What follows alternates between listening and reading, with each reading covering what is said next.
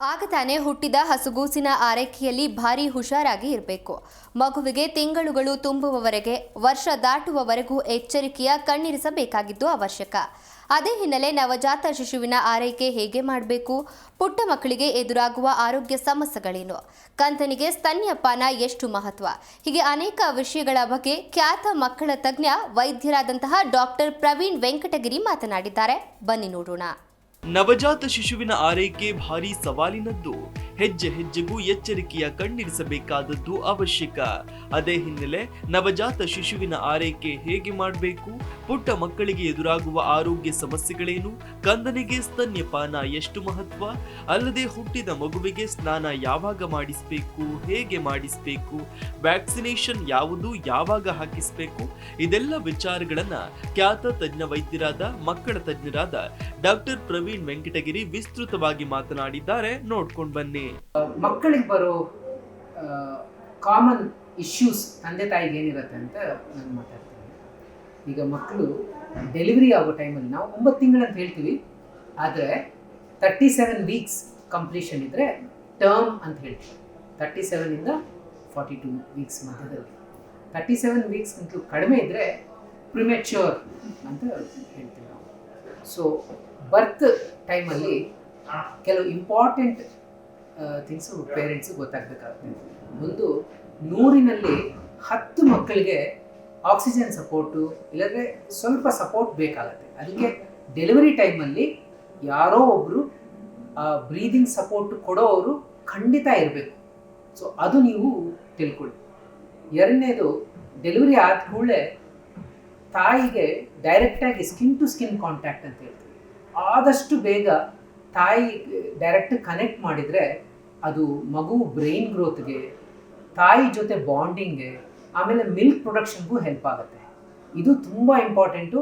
ನೀವು ಪ್ರಯತ್ನ ಮಾಡಿ, ನಿಮ್ಮ ಡಾಕ್ಟರ್ಗೂ ಅದು ಕೇಳಿ. ಇದಾದಮೇಲೆ ಫಸ್ಟ್ ಹಾಫ್ ಆನ್ ಅವರ್ ಅಥವಾ ಮ್ಯಾಕ್ಸಿಮಮ್ 1 ಅವರಲ್ಲಿ ಬ್ರೆಸ್ಟ್ ಫೀಡಿಂಗ್ ಇನಿಷಿಯೇಟ್ ಮಾಡಬೇಕಾಗುತ್ತೆ. ತಾಯಿ ಹಾಲು ತುಂಬ ಇಂಪಾರ್ಟೆಂಟು.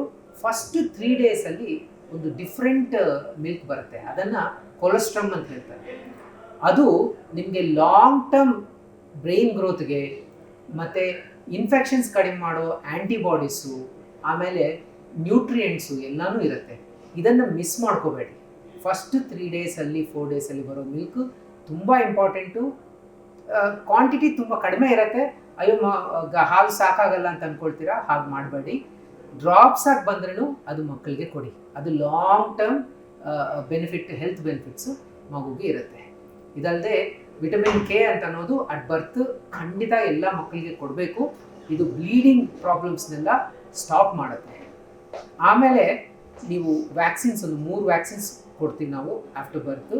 ಎಲ್ಲ ಮಕ್ಕಳು ವೆಯ್ಟ್ ಲಾಸ್ ಅನ್ನೋದು ಸಹಜ. First 3 days 4 days weight loss ಆಗಿಬಿಟ್ಟು ಆಮೇಲೆ 7 to 10 ಡೇಸಲ್ಲಿ ಬರ್ತ್ ವೆಯ್ಟಿಗೆ ವಾಪಸ್ ಬರ್ತಾರ, ಅದು ಹೆದರ್ಕೊಡ್ಬೇಡಿ. About 5 to 7% of the weight ಅಂತ ಹೇಳ್ತೀವಿ. ಅಷ್ಟು ವೆಯ್ಟ್ ಲಾಸ್ ಇದ್ದರೆ ಅದು ನಾರ್ಮಲ್. ಯೂರಿನ್ ಪಾಸ್ ಮಾಡ್ತಾರೆ, ಮೋಷನ್ಸ್ ಪಾಸ್ ಮಾಡ್ತಾರೆ, ಅದಕ್ಕೆ ವೆಯ್ಟ್ ಲಾಸ್ ಆಗ್ಬೋದು. ನೀವು ತಾಯಿ ಹಾಲು 8ರಿಂದ 12 ಸಲ ದಿವಸದಲ್ಲಿ ಕೊಡಬೇಕು. ಅಂದರೆ ಎವ್ರಿ 2 to 3 ಅವರ್ಸ್ ಖಂಡಿತ ತಾಯಿ ಹಾಲು ಕೊಡಿಸಿ. 15 to 20 ಮಿನಿಟ್ಸ್ ಅವ್ರು ಫೀಡ್ ಮಾಡಬೇಕು. ನಿಮ್ಗೆ ಮನೆಯಲ್ಲಿ ಮಗು 6ರಿಂದ 8 ಸಲ ಯೂರಿನ್ ಪಾಸ್ ಮಾಡ್ತಾ ಇದೆ ಅಂದರೆ ಹೆಲ್ದಿಯಾಗಿದೆ ಅಂತ ಅರ್ಥ. ಇದಿಲ್ಲದೆ ಇನ್ನೊಂದು ಕಾಮನ್ ಪ್ರಾಬ್ಲಮ್ಮು ಎಲ್ಲ ತಂದೆ ತಾಯಿ ಕೇಳಿರ್ಬೋದು, ಜಾಂಡಿಸ್ ಅಂತ ಹೇಳ್ಬಿಟ್ಟು. ಜಾಂಡಿಸ್ ಅಂದರೆ yellow colour of the skin ಅಂತ. ಇದು ಎಲ್ಲ ಮಕ್ಕಳಿಗೂ 2nd 3rd ಡೇಯಿಂದ ಬರುತ್ತೆ. ಆಮೇಲೆ 5 to 7 ಡೇಸ್ ಜಾಸ್ತಿ ಆಗಿಬಿಟ್ಟು ಅದಕ್ಕದೇ ಕಡಿಮೆ ಆಗುತ್ತೆ. ಬಟ್ ಜಾಂಡಿಸ್ ಆಗಿ ಕಾಣ್ತಾ ಇದ್ದರೆ ಅದು ಟೆಸ್ಟ್ ಮಾಡಿಕೊಂಡು ಎಷ್ಟು ಜಾಂಡಿಸ್ ಇದೆ ಅಂತ ನೋಡೋದು ಇಂಪಾರ್ಟೆಂಟು. ಯಾಕೆಂದರೆ ಕೆಲವು ಮಕ್ಕಳಲ್ಲಿ ಅದು ಸ್ವಲ್ಪ ತುಂಬ ಹೈ ಹೋಗಿ ಸೀರಿಯಸ್ ಆಗೋ ಚಾನ್ಸಸ್ ಇರುತ್ತೆ. ಬಟ್ ಮೆಜಾರಿಟಿ ಆಫ್ ದ ಮಕ್ಕಳಲ್ಲಿ ಅದು ಏನು ಸೀರಿಯಸ್ ಕಾಯಿಲೆ ಅಲ್ಲ. ಫೀಡಿಂಗ್ ಚೆನ್ನಾಗಿ ಮಾಡಿದರೆ ಅದು ನಿಮಗೆ ಮೋಷನ್ಸಲ್ಲಿ ಕಡಿಮೆ ಆಗುತ್ತೆ. ಇವು ಕಾಮನ್ ನ್ಯೂ ಬಾರ್ನ್ ಪ್ರಾಬ್ಲಮ್ಸು ನಾವು ನೋಡೋದು. ಇನ್ನೊಂದು ವಿಷಯ ಎಲ್ಲ ತಂದೆ ತಾಯಿ ಕೇಳೋದು, ಮಕ್ಕಳು ಇಮಿಡಿಯೇಟಾಗಿ ಹುಟ್ಟಿದ ಮೇಲೆ ಇದು ಸ್ನಾನ ಯಾವಾಗ ಮಾಡಿಸ್ಬೇಕು ಅಂತ ಹೇಳ್ಬಿಟ್ಟು ಡೌಟ್ ಬರುತ್ತೆ. ಸೊ ಸ್ನಾನ ಅನ್ನೋದು ಮಕ್ಕಳು ಕ್ಲೀನಾಗಿರೋಕ್ಕೆ ತುಂಬಾ ಇಂಪಾರ್ಟೆಂಟು.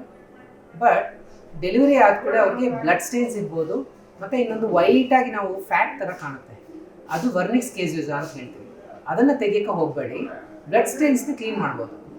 ಬಟ್ WHO ಪ್ರಕಾರ ಅಡ್ವೈಸ್ ಏನಂದರೆ ಫಸ್ಟ್ 24 ಅವರ್ಸು ಸ್ನಾನ ಕೊಡೋಕ್ಕೆ ಹೋಗಬೇಡಿ. ಇನ್ನೂ ಅವ್ರ ಸ್ಕಿನ್ನ ಟೆಂಪ್ರೇಚರು ಇದು ಅಡ್ಜಸ್ಟ್ ಮಾಡೋಕ್ಕೆ ಟೈಮ್ ಆಗುತ್ತೆ. ಅದಕ್ಕೆ ಹೊಕ್ಕಳ ಹತ್ರ ಇದು ಅಂಬ್ಲಿಕಲ್ ಕಾರ್ಡ್ ಅಂತ ಹೇಳ್ತೀವಲ್ಲ, ಅದು ಬಿಡೋ ತನಕ ನೀವು ಒದ್ದೆ ಬಟ್ಟೆಯಲ್ಲಿ ಬೆಚ್ಚಗಿರೋ ನೀರಲ್ಲಿ ನೀವು ಕ್ಲೀನ್ ಮಾಡ್ಬೋದು. ಫುಲ್ ಸ್ನಾನ ಅದು ಡ್ರೈ ಮಾಡಿ ಬಿದ್ದಾದ್ಮೇಲೆ ಅವಾಗಿಂದ ಮಾಡಿಸ್ಬೋದು. ಏನೋ ಫ್ರಾಗ್ರೆನ್ಸಿಂದ ಸೋಪ್ಸು ಇಂಥವೆಲ್ಲ ಯೂಸ್ ಮಾಡಬೇಡಿ. ವಿತೌಟ್ ಫ್ರಾಗ್ರೆನ್ಸು ಬೇಬಿ ಸೋಪ್ಸ್ ಆಗಲಿ, ಇಲ್ಲದ್ರೆ ನೀವು ಮೈಗೆ ಹಚ್ಚೋಕ್ಕೆ ನೀವು oil, coconut oil, vegetable oils ನೀವು ಯೂಸ್ ಮಾಡ್ಬೋದು. ಸೊ ಅದು ಬೇಬಿ ಬಾತ್ ಮತ್ತು ಆಯಿಲ್ ಬಗ್ಗೆ. ಇದಾದಮೇಲೆ ವ್ಯಾಕ್ಸಿನೇಷನ್ಸು ನಿಮಗೆ ಅದು ಶೆಡ್ಯೂಲ್ ಇದೆ, ಎಲ್ಲ ಗೌರ್ಮೆಂಟ್ ರೆಕಮೆಂಡೆಡ್, ಆಮೇಲೆ Indian academy of ಪೀಡಿಯಾಟ್ರಿಕ್ಸು perfect schedule ಯಾವ ಏಜಲ್ಲಿ ಏನೇನು ವ್ಯಾಕ್ಸಿನ್ಸ್ ಕೊಡಬೇಕು ಅಂತ. ಈ ವ್ಯಾಕ್ಸಿನ್ಸಿಂದ ತುಂಬ ಇನ್ಫೆಕ್ಷನ್ಸ್ನ ಕಡಿಮೆ ಆಗೋಕ್ಕೆ ಸಾಧ್ಯವಾಗಿದೆ. ಅದು ನಿಮಗೆ ಬರ್ತಲ್ಲಿ ನಾ ಹೇಳಿದ ಥರ 3 ವ್ಯಾಕ್ಸಿನ್ಸ್ ಇರುತ್ತೆ. ಒಂದು ಹೆಪಟೈಟಿಸ್ ಬಿ ಅಂತ ಹೇಳ್ತೀವಿ, ಎರಡನೇದು BCG ಅಂತ ಎಲ್ಲರಿಗೂ ಒಂದು ಮಾರ್ಕ್ ಇರ್ಬೋದು, ಮೂರನೇದು ಪೋಲಿಯೋ ವೈರಸ್. ಈ 3 ವ್ಯಾಕ್ಸಿನ್ಸ್ ಕೊಡ್ತೀವಿ. ಆಮೇಲೆ 6 ವಾರದಿಂದ ಶುರು ಆಗುತ್ತೆ. ಅದು 6 ವಾರಕ್ಕೆ ಬಂದರೆ ಆವಾಗ ಡಿಫ್ರೆಂಟ್ ವ್ಯಾಕ್ಸಿನ್ಸು ಕೊಡಬೇಕಾಗುತ್ತೆ. ಇದು ಬಿಟ್ಟು ನೀವು ನಾನು ಇದಕ್ಕೆ ಮುಂಚೆ ಹೇಳಿದ ಥರ ಜಾಂಡಿಸ್ ಒಂದು ಖಂಡಿತ ಚೆಕ್ ಮಾಡ್ಕೊಳ್ಳಿ. ಅದು ಸೀರಿಯಸ್ ಕಾಯಿಲೆ ಅಲ್ಲ, ಆದರೆ ಅದು ಜಾಸ್ತಿ ಆದರೆ ಪ್ರಾಬ್ಲಮ್ ಆಗುತ್ತೆ.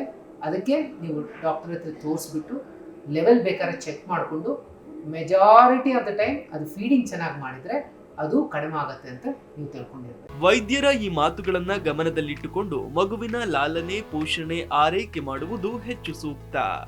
Desk bureau, G Kannada news. G Kannada news ಈಗ ನಿಮ್ಮ ಮನೆಯಲ್ಲೇ ನೋಡಿ. ಎಲ್ಲ ಕೇಬಲ್ಗಳಲ್ಲಿ ಈಗ ಲಭ್ಯ.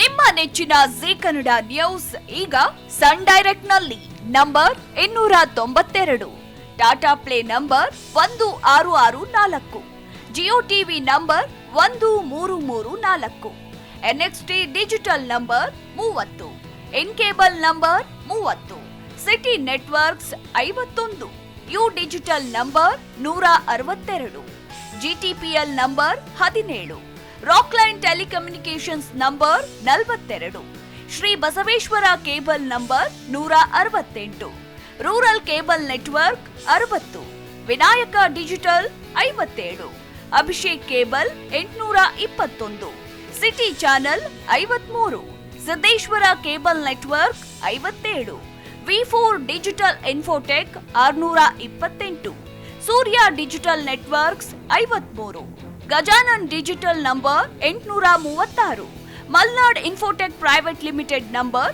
56, Metrocast number 830, victory digital number 167ರಲ್ಲಿ ನೋಡಿ ಆನಂದಿಸಿ.